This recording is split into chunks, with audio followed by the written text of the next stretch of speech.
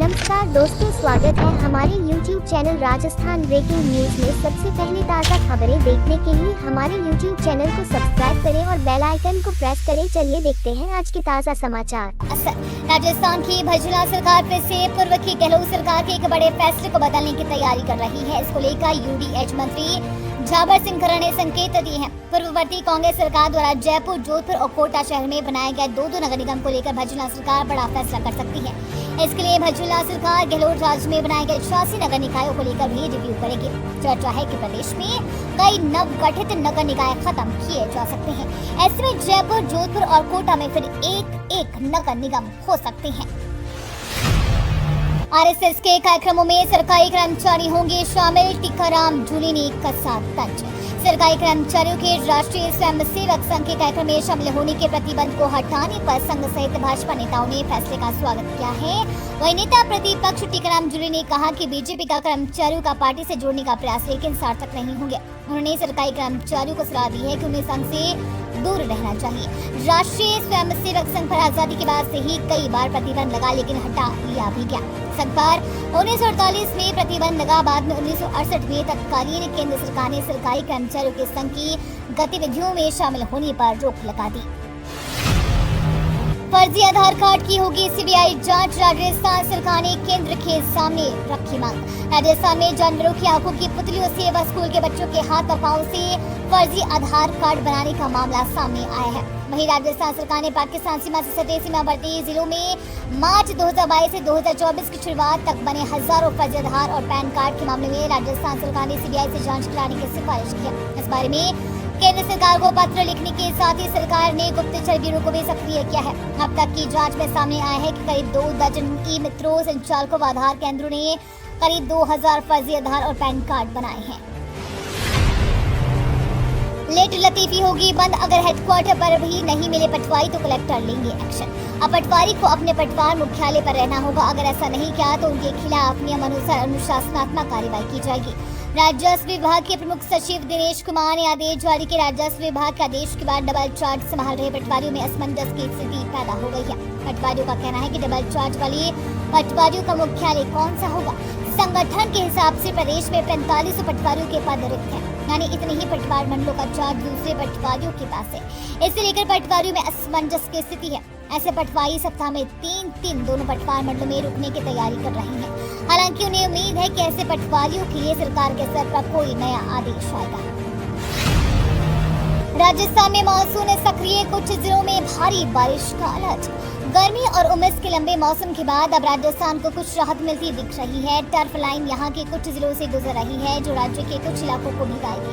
मौसम विभाग के पूर्वानुमान के अनुसार आज 23 से 24 जुलाई को भरतपुर, जयपुर संभाग और शेखावाटी क्षेत्र में कहीं भारी बारिश होने की संभावना है। 24-25 जुलाई को कोटा, उदयपुर और अजमेर संभाग में कहीं भारी बारिश हो सकती है। जोधपुर संभाग के कुछ भागों में आज मेघ गर्जन और तेज बारिश होने की संभावना है।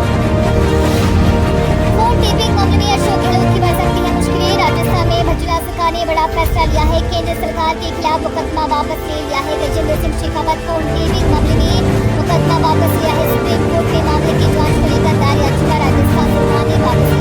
अतिरिक्त महाधिवक्ता शिव मंगलम शर्मा ने आवेदन दायर किया। उन्होंने कहा कि इस मुकदमे में कोई मेरिट नहीं है, वापस लिया जाना चाहिए। उल्लेखनीय है कि पूर्ववर्ती गहलोत सरकार के द्वारा प्रकरण में सरकार सुप्रीम कोर्ट पहुंची थी, जहां मामले की जांच के लिए उसकी जगह राजस्थान पुलिस से करवाने के लिए याचिका दायर बनेंगे। राजस्थान के राज्यपाल कलराज मिश्र का कार्यकाल पूरा।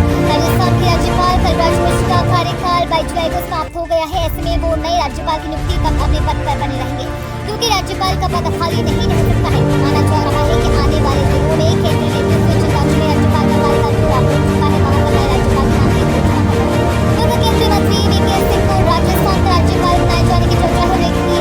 कलराज मिश्र को 22 जुलाई 2019 को हिमाचल के राज्यपाल के पद पर नियुक्ति की गई। मिश्र ने 9 सितंबर 2019 को राजस्थान में शपथ ली। राजस्थान और हिमाचल दोनों जगह मिलकर 5 साल का कार्यकाल रविवार को पूरा हो। विधानसभा में बिजली कटौती को लेकर हंगामा, नेता प्रतिपक्ष टीकाराम जूली ने। राजस्थान में बिजली किल्लत और कटौती को लेकर विधानसभा में हंगामा हुआ। नेता प्रतिपक्ष टीकाराम जूली ने मंत्रिपरिषद को गुमराह करने का आरोप लगाया। उन्होंने कहा कि मंत्री जवाब दे रहे हैं कि प्रदेश में 22 घंटे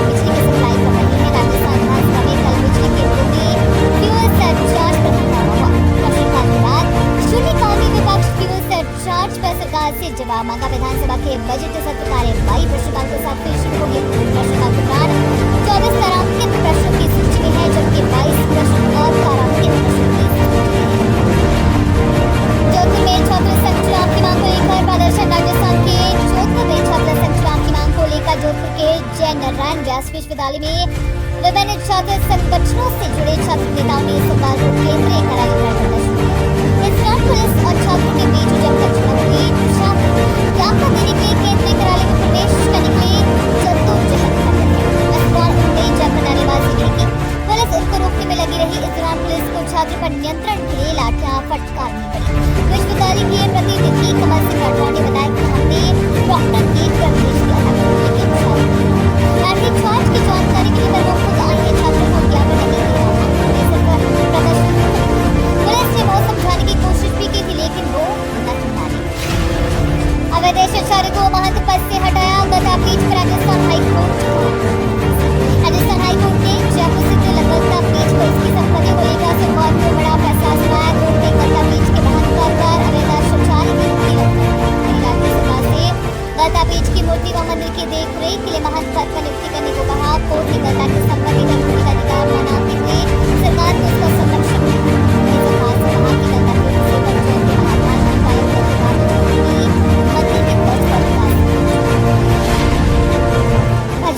का बड़ा एक्शन। इस मास्टरमाइंड के घर पर चला बुलडोजर। राजस्थान में पेपर लीक मामले में भजला सरकार लगातार सख्त एक्शन ले रही है। इसी कड़ी में अब पेपर लीक मामले में विवेक भामू के घर पर बड़ी कार्रवाई हुई है। प्रशासन पेपर लीक प्रकरण में फरार चल रहे सरगना यूनिक भामू के अवैध निर्माण पर बुलडोजर चलाकर ध्वस्त कर दिया है। विवाद के लंबे समय से फरार चल रहे यूनिक भामू पर 1 लाख रुपए का इनाम केंद्र सरकार के बजट से राजस्थान को मिल सकती है ये सरकार के मोदी सरकार की निष्कर्ष होने के पहले आम बजट से सभी वर्ग के लोगों को खास केंद्र सरकार की ओर से आम बजट की तैयारी भी पूरी हो चुकी है। राजस्थान के उद्योग और व्यापार को भी इस बजट से काफी उम्मीदें हैं, क्योंकि 5 साल के बाद फिर से केंद्र और राज्य में डबल इंजन चल रहा है। वित्त मंत्री निर्मला सीतारमण संकेत दे चुकी है कि बजट महिलाओं के समूह और ग्रामीण क्षेत्र पर जोर दिया जाएगा। कारोबारी और विद्यार्थी सहित हर वर्ग के लोग बजट से राहत को भी बताएंगे।